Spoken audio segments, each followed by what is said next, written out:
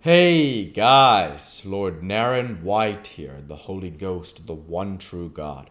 Back with you with the next video in my series reading Frankenstein by Mary Shelley. Without further ado, returning to Frankenstein as read by Lord Naren White.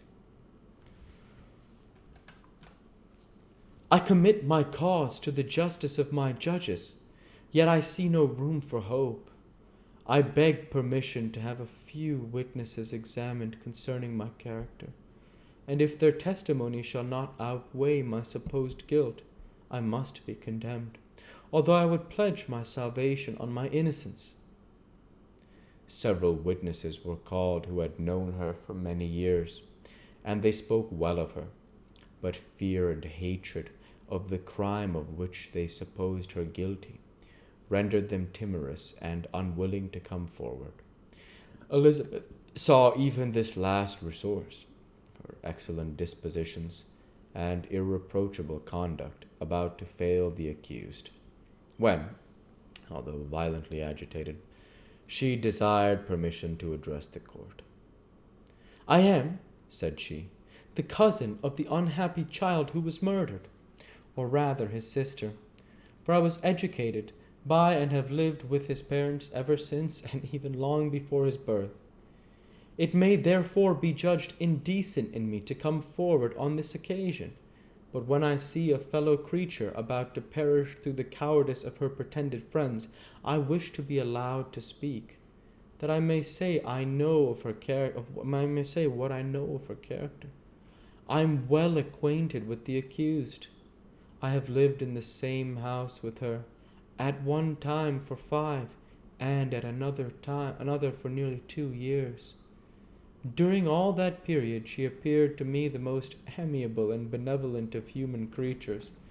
She nursed Madame Frankenstein, my aunt, in her last illness, with the greatest affection and care, and afterwards attended her own mother during a tedious illness, in a manner that excited the admiration of all who knew her, after which she again lived in my uncle's house, where she was beloved by all the family.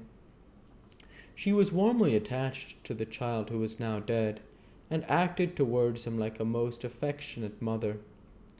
For my own part, I do not hesitate to say that, notwithstanding all the evidence produced against her, I believe and rely on her perfect innocence. She had no temptation for such an action.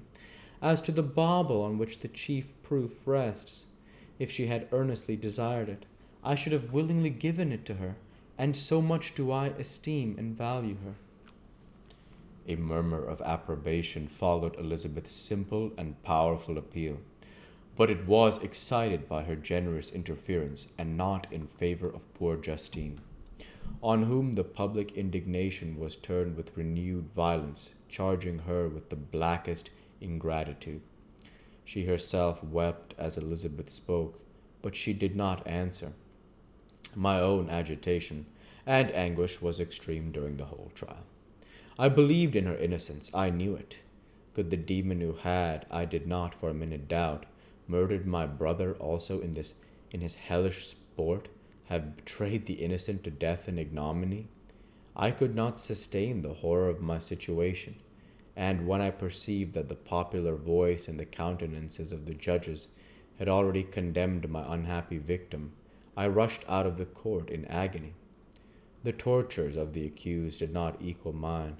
She was sustained by innocence, but the fangs of remorse tore my bosom and would not forego their hold. I passed a night of unmingled wretchedness. In the morning I went to court. My lips and throat were parched. I dared not ask the fatal question, but I was known, and the officer guessed the cause of my visit. The ballots had been thrown. They were all black, and Justine was condemned. I cannot pretend to describe what I then felt. I had before experienced sensations of horror, and I have endeavored to bestow upon them adequate expressions, but words cannot convey an idea of the heart-sickening despair that I then endured. The person to whom I addressed myself added that Justine had already confessed her guilt.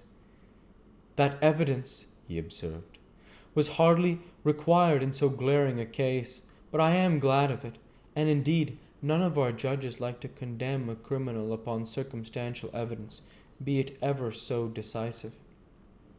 This was strange and unexpected intelligence. What could it mean? Had my eyes deceived me? And was I really as mad as the whole world would believe me to be if I disclosed the object of my suspicions? I hastened to return home, and Elizabeth eagerly demanded the result. "My cousin," replied I, "it is decided, as you may have expected. All judges had rather that 10 innocent should suffer, that 1 guilty should escape, but she has confessed." This was a dire blow to poor Elizabeth, who had relied with firmness upon Justine's innocence. "Alas," said she, "how shall I ever again believe in human goodness? Justine, whom I loved and esteemed as my sister, how could she put on those smiles of innocence only to betray? Her mild eyes seemed incapable of any severity or guile, and yet she has committed a murder." Soon after we heard that the poor victim had expressed a desire to see my cousin. My father wished her not to go, but said that he left it to her own judgment and feelings to decide. "Yes," said Elizabeth, "I will go, although she is guilty, and with you, Victor, shall accompany me. I cannot go alone. The idea of this visit was torture to me, yet I could not refuse."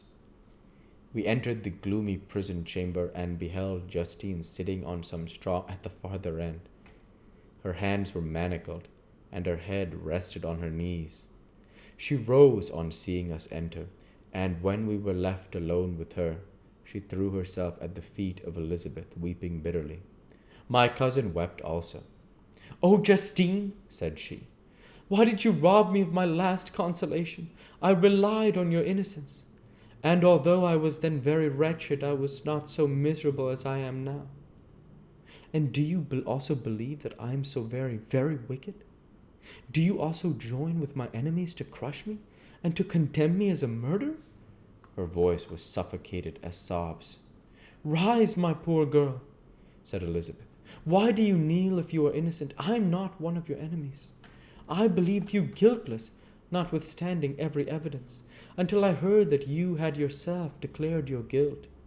That report you say is false, and be assured, dear Justine, that nothing can shake my confidence in you for a moment but your own confession.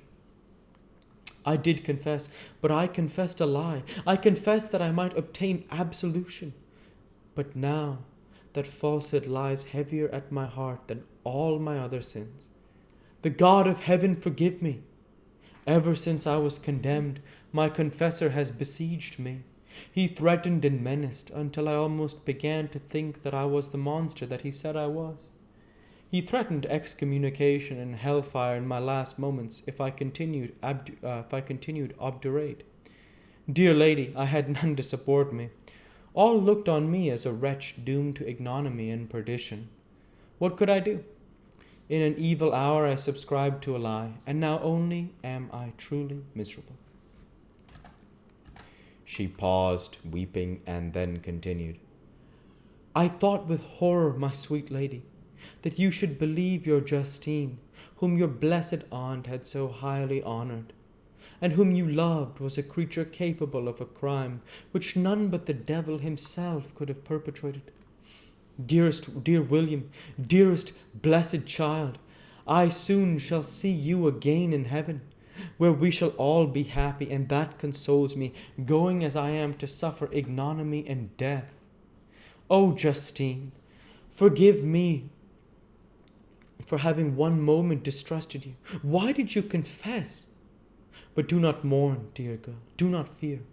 I will proclaim, I will prove your innocence. I will melt the stony hearts of your enemies by my tears and prayers. You shall not die. You, my playfellow, my companion, my sister, perish on the scaffold. No, no, I never could survive so horrible a misfortune." And we'll go ahead and stop there for this week. As usual, I want to say thank you for watching, and I hope you enjoyed. Please like, comment, and subscribe, as it greatly helps the channel. Light be with you all. Take care, and thanks again.